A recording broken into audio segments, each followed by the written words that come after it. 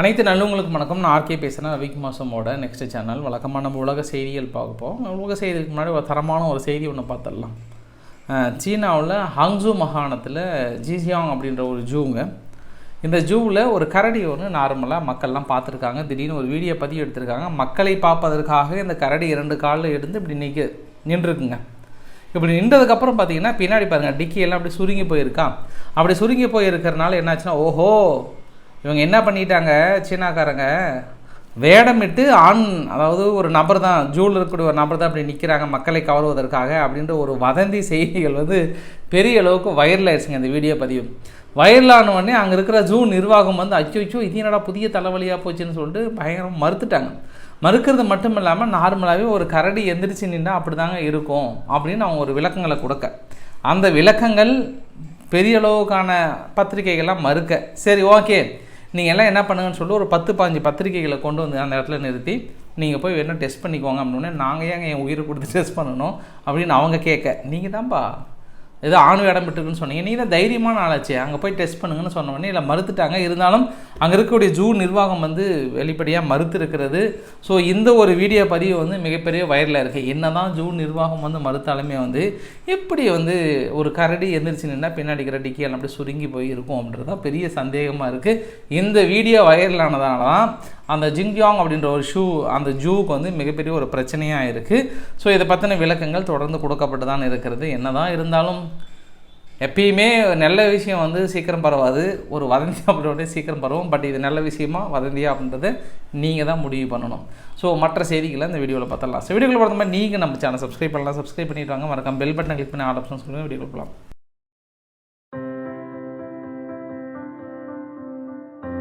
நேற்று நம்ம ஒரு பதிவு ஒன்று போட்டிருந்தோம்ல, புற்றுநோய் பெரிய அளவுக்கு தாக்கத்தை இந்தியாவில் 13% அளவு வளர்ந்துருக்குது, இன்னும் வரக்கூடிய வருடங்கள் அதிகமான அளவுக்கு இருக்குன்னு சொல்லியிருக்காங்கல்ல. ஆஸ்திரேலியாவில் என்ன பண்ணியிருக்காங்க, ஒரு ஆராய்ச்சி பல்கலைக்கழகம் ஒரு ஆய்வு ஒன்று வெளியிட்டிருக்காங்க. ஒரு நாளைக்கு 5 நிமிஷம் உடற்பயிற்சி செஞ்சாவே இந்த ஆரம்ப கட்டத்தில் இல்லை ஒரு சில புற்றுநோய்களை நம்ம தவிர்க்கலாம், அது மறைஞ்சு போயிடும் நார்மலாகவே. ஏன்னா உடற்பயிற்சிகள் செய்யும் போது நம்ம வேர்வை மற்றதெல்லாம் வெளியே இல்லையா, அப்போ நார்மலாகவே மறைஞ்சு போயிடுன்னு சொல்லியிருக்காங்க. ஸோ உடற்பயிற்சி பைய ஸ்டார்ட் பண்ணுங்கள்.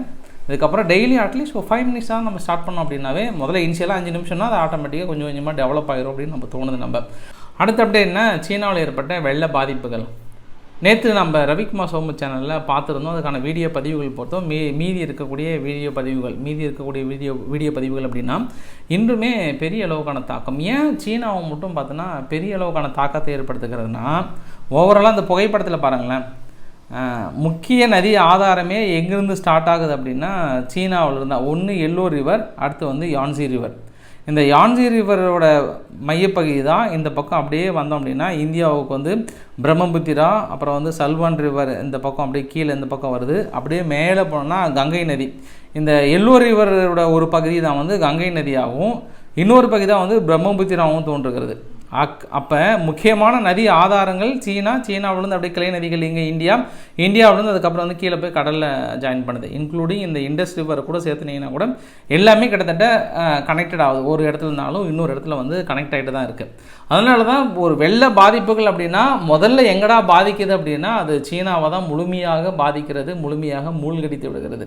நேற்று கூட பார்த்தீங்கன்னா அந்த ஜூ பற்றி நம்ம சொல்லியிருந்தோம்ல, அந்த ஜூவில் பார்த்தீங்க அப்படின்னா அதாவது குறிப்பாக ஃபயர் ஃபைட்டர்ஸ்லாம் தான் பெரிய அளவுக்கு போராடிட்டு இருக்காங்க அந்த ஜூவில் இருக்கக்கூடிய மிருகங்களை காப்பாற்றுவதற்காக. அதை விட பெய்ஜிங்கில் என்ன ஆச்சு அப்படின்னா, இந்த அமேசான் வேர் ஹவுஸ் மாதிரி நிறைய வேர் ஹவுஸ்லாம் இருக்குல்ல, அதாவது சேமிப்பு கிடங்குகள் மாதிரி சொல்லுவாங்க, கொரியர் பண்ணுறதுக்கு மீதி எல்லாத்துக்கும் ஒரு ஹப்பு மாதிரி கிரியேட் பண்ணுவாங்கள்ல, அந்த ஹப்புக்குள்ளார வெள்ளம் தாங்க அங்கே ஒட்டுமொத்தமாக அவங்க சேகரித்து வைத்திருந்த அனைத்து பொருளுமே அடிச்சுட்டு போயிட்டு இருக்குது. 2 ஆஃப் வீடியோ வரும். முதல் ஆஃப் என்ன அப்படின்னா உள்ளே வருகின்ற அந்த வெள்ள பாதிப்பு, அதுக்கப்புறம் பார்த்தீங்கன்னா அங்கே இருக்கிற ட்ரக்கில் இருந்து எல்லாத்தையும் அடிச்சுட்டு போயிடுச்சு. ஸோ நார்மல் வெள்ள பதிவுகள் அப்படின்னா இதுக்கு முன்னாடி நம்ம நேற்றைய பதிவில் காரு மற்றதெல்லாம் அடிச்சுட்டு போனதை பார்த்தோம். பட் இது என்னென்னா பெய்ஜிங்கோட எக்ஸ்பிரஸ் அப்படின்னு சொல்கிறாங்க. அந்த பெய்ஜிங் எக்ஸ்பிரஸில் இருக்கக்கூடிய வேர் ஹவுசஸை டோட்டலாக காலி பண்ணியிருக்கோம்னு சொல்லியிருக்காங்க. அது இல்லாமல் மற்ற ஃப்ளட், அதாவது நான்சி சிட்டின்னு சொல்லுவாங்க, அப்படின்லாம் ஃபியூஜியாங் ப்ராமினன்ஸ் அப்படின்னு சொல்லுவாங்க.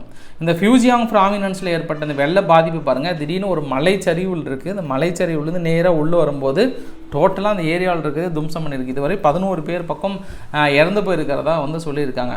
அதாவது இந்த புயல் என்ன ஆச்சு அப்படின்னா பெய்ஜிங்கையும் வந்து பெரிய அளவுக்கு நேற்று இந்த பெய்ஜிங்கோட தாக்கத்தில் நிறைய கார்கள்லாம் அடிச்சுட்டு போனோம்னு சொன்னாங்களே, மீதி சுற்றி இருக்கிற இந்த மலை பகுதிகளில் ஏற்பட்ட பாதிப்புகள் அதெல்லாம். அதாவது அங்கே இருக்கக்கூடிய எல்லோ ரிவர், அதாவது போபாய் சிட்டி அப்படின்னு சொல்லுவாங்க. இந்த போபாய் சிட்டியும் அப்புறம் வந்து சிஜியாங் யாண்டிங் அப்படின்னு சொல்லுவாங்க. இந்த 2 இடத்துல பார்த்திங்கன்னா வெள்ளம் வந்து அந்த சைடில் கரை புரண்டோடி அங்கே இருக்கக்கூடிய சைடில் இருக்கிற வீட்டில் வந்து அடிச்சுட்டு போயிருக்கு. அதுக்கான வீடியோ பதிவுகள் வெளியிட்டிருக்காங்க. பெய்ஜிங்கில் இருக்கக்கூடிய முக்கியமான விமானத்தளம் இது அவ்வளோ சீக்கிரம் மூணதே இல்லையா, பட் நேற்று பொழிந்த மழை பொழிவில் டோட்டலாக வந்து க்ளோஸ் பண்ணியிருக்காங்க. ஸோ அதனுடைய பாதிப்புகள் இப்போ ஒரு சில பகுதிகளில் வடிய தொடங்கியிருந்தாலும் வடிஞ்சதுக்கப்புறம் அதை விட மோசமான பாதிப்புகள். ஏன்னா ஒவ்வொருத்தர் வெளியே நிறுத்தியிருந்த கார் இல்லை, எதுவுமே இல்லை, ஒரு கம்ப்ளீட்டாக ஹைட்டில் ஃப்ளோர் அளவுக்கு இருக்குன்னா கீழே நிறுத்தியிருந்த ஒரு காரு கூட இல்லை அந்த அளவுக்கு. நார்மலாகவே சீனாவில் ஏற்பட்ட வெள்ள பாதிப்புகள் அப்படின்னாவே வந்து கார் தாங்க ஃபஸ்ட்டு நிறைய காணாமல் போகுது, மற்ற தான் அதுக்கப்புறம் வந்து. ஸோ நேற்றைய சீனாவுடைய பதிவுகள் வந்து மிக கோரமான பதிவுகள் தான், அதில் மறுப்பதற்கும் இல்லை. அடுத்து நம்ம ஃப்ரான்ஸ்கிட்ட போயிடலாம். ஃப்ரான்ஸ் பார்த்திங்க அப்படின்னா இப்போ நைஜர் மீது மிகப்பெரிய அளவு கோவத்தில் இருக்கிறாங்க, மிகப்பெரிய அளவுக்கு எதிர்ப்பு தெரிவிக்கிறாங்க. நைஜர் வந்து ஆப்பிரிக்காவில் இருக்குது. ஆப்பிரிக்காவில் இருக்கக்கூடிய அரசாங்கம் மாறப்பட்டதற்கு இங்கே ஃப்ரான்ஸில் வருது பாருங்கள் கோவம், சாதாரண கோவம் கிடையாது. நாங்கள் முடிஞ்சால் இராணுவத்தையும் அனுப்புகிறேன்றாங்க. இதே மாதிரி தான் ரஷ்யா அனுப்புகிறேன்னு சொன்னால் அது தவறு, இவங்க மட்டும் இராணுவத்தை அனுப்பி அங்கே ஜனநாயகத்தை நிலைநாட்டலாம், அது வந்து தவறே கிடையாது, அது வந்து கரெக்ட் அப்படின்னுவாங்க. சரி, அதெல்லாம் ஒரு பக்கம் நம்மளுக்கு எதுக்கு, ஏன்னா அவங்க நல்லவர்கள் அப்படின்னா அவங்க என்ன, அவங்க தான் தர்மத்தின் வாழ்வதனை சூதுகவும் தர்மம் மறுபடியும் வெல்லும்னுவாங்களா, அது மாதிரி அவங்களாம் தர்மம் பக்கத்தில் இருக்காங்கல்ல, அப்படி தான் பேசுவாங்க. ஆக்சுவலாக ஃப்ரான்ஸோட அந்த கோல்டு இருக்குல்ல, தங்கத்தோட இருப்பு பார்த்திங்கன்னா 2436 டன்னு வச்சுருக்காங்க. வேர்ல்டுலே 4th லார்ஜஸ்ட் கோல்டு ரிசர்வ் யார் அப்படின்னா ஃப்ரான்ஸ் தான். ஆனால் ஃப்ரான்ஸில் ஏதாவது தங்க சுரங்கங்கள் இருக்கா அப்படின்னா கிடையாதுங்க. இதே மாலியில் பார்த்திங்க அப்படின்னா 860 தங்க சுரங்கங்கள் இருக்குங்க. அதில் வந்து வருஷத்துக்கு 50 டன்னு கோல்டு வந்து ப்ரொடியூஸ் பண்ணுறாங்க. ஆனால் மாலியில் வந்து தங்கம் ஏதாவது சேவ் பண்ணி வச்சுருக்காங்களா, அவங்களுக்கான ரிசர்வ் இருக்குன்னா ரிசர்வ் வந்து நெல். இப்போ நீங்கள் ரெண்டுத்தையும் மேட்ச் பண்ணிட்டீங்கன்னா உங்களுக்கு புரிஞ்சிருக்குன்னு நினைக்கிறேன். எங்கே ஆப்பிரிக்காவுடைய வளங்கள் எங்கேயே கொள்ளையடிக்கப்படுகிறது, ஆப்பிரிக்காவில் ஏன் ஒன்று என்றால் அங்கேயே துடிக்கிறார்கள் அப்படின்றது உங்களுக்கு கிளியராக புரிஞ்சிருக்கும். அது இல்லாமல் இன்னும் சிறப்பான சம்பவங்கள் பல ஆபத்தை நோக்கி சென்று கொண்டிருக்கிறது நைஜீரியனுடைய அந்த இராணுவ புரட்சி. அதை முழுமையாக இன்றைக்கு ரவிக்குமார் சோமு சேனலில் பார்த்துடலாம். ஏன்னா இன்றைக்கி அமெரிக்கா எடுத்த முடிவு, அதெல்லாம் சுற்றி இருக்க நாடுகள் கொடுக்கக்கூடிய ஆதரவுகள், நீங்கள் தைரியமாக இருந்தால் ஆழ்ந்தால் உள்ளே வாங்கன்ற அளவுக்குலாம் சொல்லியிருக்காங்க. ஸோ அனைத்தும் அதில் பார்த்துடலாம். நம்ம இன்னொரு அப்டேட் என்ன அப்படின்னா, இன்றைக்கி ரஷ்யா வந்து தெளிவாக சொல்லிட்டாங்க. இங்கே பாருங்கள், நாங்கள் பெலாரஸில் அந்த டோட்டலாக எங்களோட நியூக்ளியர் வெப்பனை நிறுத்தி வச்சுருக்கோம் இல்லையா, அதை வந்து நாங்கள் எடுத்துக்கிறோம், இல்லைன்னெலாம் சொல்ல முடியாது. ஆனால் நீங்கள் என்ன பண்ணுறீங்க, அப்படியே யூரோப் யூனியனில் நிறைய அணு ஆயுதங்கள்லாம் வச்சுருக்கீங்கல்ல, அப்போ நீங்கள் எடுத்துட்டிங்கன்னா நாங்களும் எடுத்துக்கிறோம். அவ்வளோ ஸோ சிம்பிள். ஏன்னா நீங்கள் எதுக்காக வைக்கிறீங்களோ அதே நோக்கத்துக்காக தான் நாங்களும் வைக்கிறோம். ஏன்னா அமெரிக்காவுடைய அணு ஆயுதங்களை கொண்டு வந்து நீங்கள் யூரோப்பியனில் வைக்கிறது கரெக்ட் அப்படின்னா, நாங்கள் எங்களோட அணு ஆயுதங்களை கொண்டு வந்து பெலாரஸ்குள்ளே வைக்கிறது கரெக்டு தான். இல்லை நாங்கள் தவறு செய்கிறோம் அப்படின்னால ஓகே ஒத்துக்கிறோம், நாங்கள் எடுத்துடுறோம், அதே மாதிரி நீங்களே எடுத்துருங்கன்று இன்றைக்கி வெளிப்படையாக சொல்லியிருக்காங்க. இதுக்கு அமெரிக்கா தரப்பில் பாரு குசும்ப பாரு உங்களுக்குன்ற அளவு கண்டிப்பாக சொல்லுவாங்க. அடுத்து இன்றைக்கு அதாவது உக்ரைனுடைய பத்திரிகைகள் என்ன சொல்லியிருக்காங்கன்னா, வெஸ்டர்ன் நாடுகளோட பத்திரிகைகள், உக்ரைனுடைய பத்திரிகை கிடையாது, 4 பெலாரஸினுடைய வாலண்டியர்ஸ் சோல்ஜர்ஸ் என்ன பண்ணியிருக்காங்க, நேராக இங்கே உக்ரைனுக்கு ஆதரவாக போட்டு போரிட்டு இருக்காங்க. ஆனால் 4 பேருமே இறந்து போயிட்டாங்க.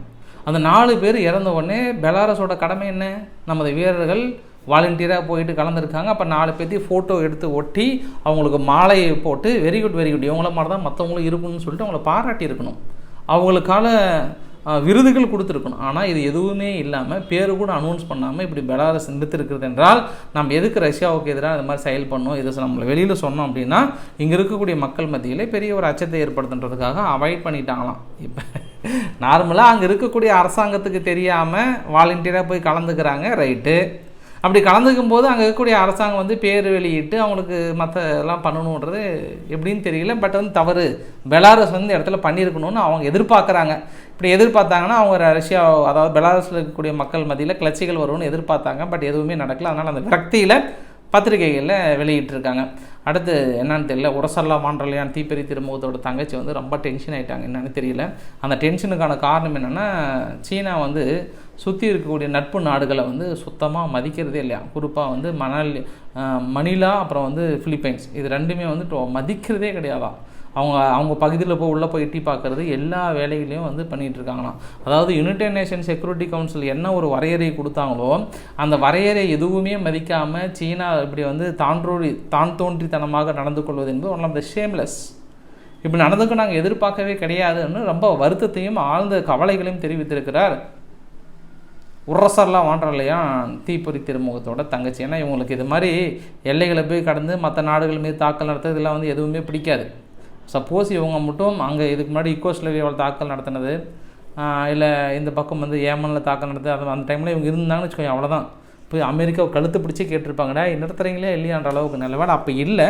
இப்போ இருக்கிறனால இந்த மாதிரி ஆக்கிரமிப்புகளோ இல்லை மற்ற நாடுகளை போய் மிரட்டுறது எல்லாமே வந்து யூரோப்பியன் வந்து தைரியமாக வந்து கேட்குறோன்ற அளவுக்கு சொல்லியிருக்காங்க. அடுத்து அமெரிக்காவுடைய திருட்டுத்தனத்தை வந்து வெளியிட்டிருக்காங்க. என்னப்பா அமெரிக்காவுடைய திருட்டுத்தனம் அப்படின்னா, சிரியாவிலிருந்து ஆயில்களை திருடி நேற்று ஒரு 50க்கும் மேற்பட்ட வரிசையாக சாரையாக எல்லாமே கம்ப்ளீட்டாக திருடிட்டு அப்படியே ஈராக் வழியாக, அதாவது சிரியாவில் திறனது ஈராக் வழியாக கொண்டு போகிறத வந்து மக்கள் பிடிச்சி வச்சுக்கிட்டாங்களாம். பிடிச்சி வச்சுட்டு அப்படின்ற நியூஸ் ஏஜென்சி வந்து இது வெளியிட்டிருக்காங்க. மொத்தமாக 45 டேங்கர், அதாவது மஹ்மூதியா பார்டர் வழியாக ஞாயிற்றுக்கிழமை ஈராக்கினுடைய டெரிட்டரிக்குள்ளே போயிட்டு அப்புறம் அங்கேருந்து அதை எப்படி கொண்டு போகிறாங்க அப்படின்றத வந்து கம்ப்ளீட் ரூட்டை வந்து கிட்டத்தட்ட பிடிச்சி வச்சாங்க. பட் பிடிச்சி வச்சாலும் ஒன்றும் பண்ண முடியாது. அதுக்கப்புறம் வந்து விட்டுருவாங்க. ஏன்னா பெரிய அளவுக்குலாம், ஏன்னா உலகத்தின் நாட்டாமல் அவங்க திருடலாம், எந்த நாட்டினாலும் எதுனாலும் பண்ணலாம், எந்த பிரச்சனையும் கிடையாது. அதனால் அவங்கெல்லாம் நல்லவர்கள். ஏன்னா திரும்பி நம்ம சொல்கிறோம், அவங்க தர்மத்தின் பக்கம் நிற்கிறாங்க. அதனால தான் உரசர்லாம் வண்டலையான் தீப்பொறி திருமுகத்தோட தங்கச்சி கூட இந்த பக்கம் சீனாவை எச்சரிப்பாங்க. அதே அங்கே வந்து அமெரிக்காவில் எதுவும் சொல்ல மாட்டாங்க. நீ எவ்வளோ நாளும் சிரியாவிலேருந்து ஆயிலை திருடிட்டு போகலாம், எல்லாமே பண்ணலாம். காரணம் என்ன? அமெரிக்கா ISIS தீவிரவாதத்தை ஒழித்து கொண்டிருக்கிறது. அப்படி ஒழிப்பதற்கு அவங்க கரெக்டாக அவங்க திருடுறது எல்லாமே கரெக்டாக தான் சொல்லுவாங்க. ஏன்னா அது தர்மம், மற்றது தான் அதர்மம். அதை வந்து நம்ம புரிஞ்சுக்கணும். நம்ம தர்மத்துக்கே ஒரு புது டெஃபினேஷன் கொடுக்கறது வந்து இவங்க தான் நம்ம எடுத்துக்கலாம். நம்ம அடுத்து யுனெஸ்கோ என்ன பண்ணியிருக்காங்க, அழிந்து வரும் உலக பாரம்பரிய தலங்களிலிருந்து வெனிஸ் நகரத்தை வந்து சேர்க்கணும்னு இருக்காங்க. வெனிஸ் நகரம் அப்படின்னா இத்தாலியில் இருக்கக்கூடிய இந்த புகைப்படத்தை பார்த்தீங்கன்னா தெரியும் எந்த பகுதியில் இருக்குன்ட்டு. நார்மலாகவே இத்தாலி வந்து ரொம்ப ஃபெமிலியர் ஆகிறதுக்கான இன்னொரு காரணம் என்ன, வெனிஸுடைய சுற்றுலாத்தலம் தான். ஏன்னா அங்கே இருக்கிற கட்டிட வடிவமைப்பு எல்லாமே வந்து தண்ணிக்கு மேலே இருக்கும். எப்பயுமே படகு போயிட்டே இருக்கும் இல்லையா. பார்த்தோன்னா போன தடவை வடிஞ்சு போச்சு, அதுக்கு முன்ன தடவை வடிஞ்சிருச்சான். இதுவரை அது அவ்வளோ சீக்கிரம் வந்து தண்ணி வடிஞ்சதே கிடையாதான். ஆனால் முதல் முறையாக தண்ணி வடிஞ்சிருக்கணும் போது வரும் காலங்களில் ஒன்று நகரம் முழுமையாக மூழ்கிறோம், அப்படி இல்லையா வறட்சியில் போயிடும். இது ரெண்டு ஏதோ நடப்பதற்கான வாய்ப்புகள் இருக்குது. அதனால் அழிந்து வரும் புராதன சின்னங்களில் இப்பொழுதே சேர்த்து விட்டால் நமக்கும் நல்லது, வெனிஸ் நகருக்கும் நல்லது என்று இருக்கிறது. UK வந்து புலம்பெயர்ந்தோர் இருக்காங்க இல்லையா, அகதிகள் உள்ளே வரவங்களுக்கு வந்து மிதப்புக்கும் படகுகள் இருக்கு இல்லையா, அங்கே வந்து ஒரு சிறை மாதிரி அமைச்சு அங்கே போய் ஸ்டே பண்ண வைக்கிறது. ஏன்னா நடுக்கடலில் கொண்டு போய் விட்டுட்டாங்கன்னா அவங்களுக்கு தேவையான ஃபெசிலிட்டிஸ் கொடுத்துருவாங்க. அவங்க அங்கேருந்து தப்பிச்சும் வர முடியாது, ஓடவும் முடியாது, ஒளிவும் முடியாது, அங்கேயே தான் இருக்க முடியும். அதற்காக இப்படி ஒரு ஏற்பாடு செஞ்சுருந்தாங்க. பெரிய அளவுக்கு நிதிகள்லாம் ஒதுக்கியிருந்தாங்க. ஆனால் என்னன்னு தெரியல, திடீர்னு கொஞ்சம் அப்படியே ஹோல்டு பண்ணி வச்சுருக்காங்க. இன்னும் கொஞ்சம் டைம் எடுத்துக்கொண்ட அளவுக்கு சொல்லியிருக்காங்க. ஆக்சுவலாக முதற்கட்டமாக ஒரு 50 பேர்த்து அனுப்புகிறோன்னு சொல்லியிருந்தாங்க மிதவை படகுல. ஒரு சில எதிர்ப்புகளின் காரணமாக இப்போதைக்கு நிறுத்தி வச்சுருக்காங்க. ஆனால் உறுதியாக இருக்காங்க. அடுத்து சீன அதிபர் வந்து என்ன சொல்லியிருக்காங்கன்னா, சர்வதேச சூழல் எப்படி மாறினாலும் சரி, யார் என்ன சொன்னாலும் சரி, உலகமே பார்த்தவர்கள் கெட்டவர்கள் என்று கூறினாலும் அவர்களா தாங்கள் கெட்டவர்கள் என்று ஒத்துக்கொள்ளும் வரை நான் அவர்களை ஆதரிப்போம். யார் என்றால் அவர்கள் தான் பாகிஸ்தானியர்கள் அப்படின்னு சொல்லியிருக்காங்க. ஸோ எந்த சூழ்நிலையும் அவங்களை கண்டிப்பாக ஆதரிப்போம். குறிப்பாக CPEC திட்டம் அப்படின்னா சீனாவிலிருந்து அப்படியே சென்ட்ரல் ஆசியா வழியாக அந்த குவாடர் போர்ட், அதாவது பாகிஸ்தானில் இருக்கக்கூடிய குவாடர் போர்ட் வருது. அப்புறம் வெஸ்ட் ஆசியா அப்படியே பெர்ஷியா கல்ஃப் போகுது இல்லையா. அதுக்கப்புறம் பாருங்கள் இந்தியா ஓஷன் வழியாக வந்து சவுத் சைனா சி வழியாக திரும்பி கொண்டு போய் சேர்த்துறாங்க. இந்த CPEC திட்டத்துக்கு மிக முக்கியமான நாடு பாகிஸ்தானில் பெல்ட் அண்ட் ரோடு இனிஷியேட்டட் கிட்டத்தட்ட முடிஞ்சு செயல்படுத்துகிற சூழ்நிலையில் திடீர்னு இவங்க பாகிஸ்தானுக்கு எதிராக எதுவுமே பண்ண முடியாது இல்லையா. அதனால் அந்த இடத்துல ஓடி போய் ஆதரவு கொடுத்தால் மட்டுமே எங்கே பிழைக்க முடியும் என்று இப்படி ஒரு உத்தரவை கொடுத்துருக்கிறது சீனா. இது வந்து ஆச்சரியப்படுறதுக்கெல்லாம் ஒன்றும் கிடையாது. இப்போ தான் அந்த குரான் இஷ்யூவில் ஸ்வீடனும் டென்மார்க்கும் அப்படியே கொஞ்சம் ஓஞ்ச மாதிரி இருந்ததுங்க. திரும்பியும் கிளம்பிடுச்சுங்க. இன்றைக்கி காலை அதே நபர் என்ன பண்ணிட்டாரு, திரும்பியும் சம்பவம் செஞ்சிட்டார். அதாவது புனித நூலான குரானை வந்து சம்பவம் அதை எரிக்க ஆரம்பிச்சிட்டாரா. ஏற்கனவே இப்போ தான் நேற்று OICயோட கூட்டமைப்பு கூட்டி ஸ்வீடனுக்கு ஒரு அறிக்கை கொடுத்தாங்க. ஸ்வீடன் வந்து என்ன சொல்லிட்டாங்கன்னா, உங்களுடைய பரிந்துரைகளை நாங்கள் வந்து கவனமாக ஆராய்ஞ்சிட்ருக்கோம். ஆராயிரம் அப்படின்னா அந்த ஜேம்ஸ் பாண்ட் படத்தெல்லாம் அப்படியே அந்த லென்ஸ் மாதிரி வச்சு ஆராய்வாங்கல்ல, அது மாதிரி ஆராய்ஞ்சிட்ருக்குறோம் அப்படின்னு சொல்கிறாங்க ஸ்வீடன். டென்மார்க்கு என்ன சொல்கிறாங்கன்னா, நீங்கள் சொல்கிறது எல்லாமே நாங்கள் கணக்கில் எடுத்துக்கிறோம், எல்லாமே மேக்ஸ் அக்கௌண்ட்டில் போட்டு நீங்கள் சொல்கிற கோரிக்கை எல்லாமே நாங்கள் கணக்கில் எடுத்துக்கிறோன்ட்டு டென்மார்க்கு சொல்லிட்டாங்க. அதே இல்லாமல் குரானில் ஏற்பட்ட தாக்குதலுக்கு ஒரு அமைதி தூதுக்குழுவை ஐரோப்பாவுக்கு அனுப்பி, இதனால் இஸ்லாமியர்கள் மீது வெறுப்பு உணர்வுலாம் வரக்கூடாதுன்னு சொல்லிட்டு அங்கே ஒரு தூதுக்குழு அனுப்பி இந்த அளவுக்கு ஏற்பாடுகள் செஞ்சுருக்கிற இந்த சமயத்தில் மீண்டும் முதல்ல அப்படின்ட்டு இப்போ டென்மார்க்கும் சரி ஸ்வீடனும் சரி இப்படி கவலையில் உட்காந்துட்டாங்க. ஆஹா, இந்த பிரச்சனை பற்றி முடியாது போல், நம்ம ஓரளவுக்கு அவங்கள சமாதானப்படுத்தி கொஞ்சம் கூல் டவுன் பண்ணி வைக்கலான்னு பார்த்தா இந்த நபர் நம்மளை சும்மா விட மாட்டான் போல், யாரான்ற அளவுக்கு டென்ஷன் ஆகிருப்பாங்க. ஒன்றும் பண்ண முடியாது. இந்த இடத்துல ஸ்வீடனும் சரி டென்மார்க்கும் சரி ஓசிக்கிட்டு போயிட்டு கோல் டவுன் நாங்கள் கொஞ்சம் அடைக்கிறோம் அப்படின்னு சொன்னால் கூட விஷயம் அடங்குற மாதிரி தெரியல. இது இருக்க பார்த்தீங்கன்னா பெரிய விஷயமாக தான் போயிட்டுருக்கு. லாஸ்ட் அண்ட் கிளைமேக்ஸ் இந்த வீடியோட நிறைவு பகுதி. ரஷ்யானுடைய வீகன் பெரிய ப்ரொமோட்டர், அதாவது ஒரு சோசியல் மீடியாவில் பெரிய அளவுக்கான ஒரு ஃபாலோவர் இருக்காங்க. இவர் பேர் வந்து ஜனானா டி ஹார்ட். இந்த ஜனானா டி ஹார்ட் அவர்கள் வந்து என்ன பண்ணியிருக்காங்கன்னா, வீகன்னா அந்த ராவா, அதாவது இப்போ வெஜிடபிள்ஸ் கிடைக்குதுன்னா அதை அப்படியே ராவா அரைச்சி குடிக்கிறது, மீதி எதுவுமே. இப்போ பால் கறக்குறாங்கன்னா பால் அப்படியே பச்சையாக குடிக்கிறது, அதுதான் இவங்களோட பிரதான நோக்கமாக. சமீப காலமாக அந்த வீகன் கொஞ்சம் பெரிய போட்டாங்க. ஆஹா, அது மாதிரி முட்டை மீதெல்லாம் வந்து சாப்பிடக்கூடாது, எல்லா பயிரினங்கள்லாம் பச்சையாக தான் சாப்பிட்ற அளவுக்குலாம் பெருசாக சொன்னாங்கல்ல. ஆக்சுவலாக இவருக்கு போதிய அளவுக்கான ஊட்டச்சத்து கிடைக்காம சம்டைம் வந்து நிறைய பாக்டீரியாக்கள் மாதிரி பெரிய அளவுக்கு பரவி ஒரு உடம்பே ஒரு மாதிரி ஆயிடுச்சான். அந்த பச்சை பொருள் எல்லாமே ராவா சாப்பிட்டு கடைசியில் வேறு வழி இல்லாமல் உணவே இல்லாமல் இறந்து போயிட்டாங்களாம். ஏன்னா உணவு எடுத்துக்க முடியல அந்த உடம்பு. கொஞ்சமாவது வேக வச்செல்லாம் சாப்பிடணும் ஏதாவது ஒன்றுனா, அதெல்லாம் கிடையாதுப்பா, நாங்கள் அப்படியே தான் பச்சா தான் சாப்பிடுவோம் அப்படின்னு சொல்லிட்டு இதுக்கு ஒரு அமைப்பு, இதுக்கு ஒரு குழு, இதுக்கு ஒரு கிளம்புனா அது கரெக்டாக இருக்குமா? ஏன்னா வீகனுடைய மிகப்பெரிய ஒரு பிரபகண்டா மாதிரி பட் இவரே இறந்து போனதுனால ஆஹா என்னடா ஆச்சுன்ற அளவுக்கு பார்த்துருக்காங்க. ரொம்ப வெயிட்ஃபுல்லாக லாஸ் ஆகிடுச்சான். ஸோ இதுலேருந்து நம்மளுக்கு என்ன தெரியுது அப்படின்னா, தேவையான உணவுகள் இப்போ பால்னா அது கொதிக்க வச்சு தான் குடிக்கணும். இப்போ மற்ற பொருள் அப்படின்னா என்னென்ன ராவா சாப்பிடணுமோ அதுதான் நீங்கள் வந்து பச்சையாக சாப்பிட்ணும். மற்றபடி எடுத்திங்கன்னா அது உடம்பு ஒத்துக்காதுன்ற அளவுக்கு வெளிப்படையாக அவரோட இறப்பின் மூலமாக செய்திகள் சொல்ல வராங்க. அதை சொல்வதற்காக தான் நான் இந்த அளவுக்கு உங்ககிட்ட ட்ரை பண்ணிகிட்டு இருக்கேன். பாகிஸ்தானில் 54 பேரை கொன்ற பயங்கரவாத தாக்குதலுக்கு டேஸ் அப்படின்ற ஒரு அமைப்பு வந்து பொறுப்பேற்றிருக்கான். பேர் வச்சுருக்காங்க பாரு, டேஸ்ன்ட்டு. வேறு ஏதாவது பேர் வச்சிடக்கூடாது, வெறும் டேஸ்ன்னு பேர் வச்சு இன்னொரு அமைப்பு வந்து திடீர்னு இப்போ புதுசாக இருக்குது. நாங்கள் தான்ப்பா பண்ணோம் அப்படின்ற அளவுக்கு சொல்லியிருக்காங்க. ஃபைனலாக ஒரே ஒரு செய்தியோடு முடிச்சுக்கலாம். ஜப்பானில் என்ன பண்ணியிருக்கிறார் ஒரு நபர் வந்து கிட்டத்தட்ட 16 லட்ச ரூபாய், 12லேருந்து 16 லட்ச ரூபாய் செலவு பண்ணி தன்னை வந்து ஒரு நாய் மாதிரி மாற்றிக்கிட்டார். அதாவது அந்த உடை மீதி எல்லாமே நாய் மாதிரி மாற்றிக்கிட்டு அந்த வீட்டில் இருக்கிறாராம். பாரு, அவன் மனுஷனுக்கு என்னெல்லாம் ஆசை வரலாம், கரெக்டு தான். அதுக்குன்னு இப்படியெல்லாம் ஒரு ஆசையாப்பா? இந்த ஆசைக்காக ஒரு செலவு பண்ண தொகை தான் ரொம்ப ரொம்ப முக்கியம். 12லேருந்து 16 லட்சம் செலவு பண்ணி தன்னை நாயாக மாற்றிக்கொண்டு அந்த வீட்டில் இருந்து கொண்டு காலமுள்ளவரை விசுவாசமாக இருப்பேன் என்றும் கூறியிருக்கிறாராம் அவர். ஸோ இந்த ஒரு வித்தியாசமான நபர் தான் மிகப்பெரிய அளவு வயலாக இருக்கிறது கடந்த 4 நாட்களாக.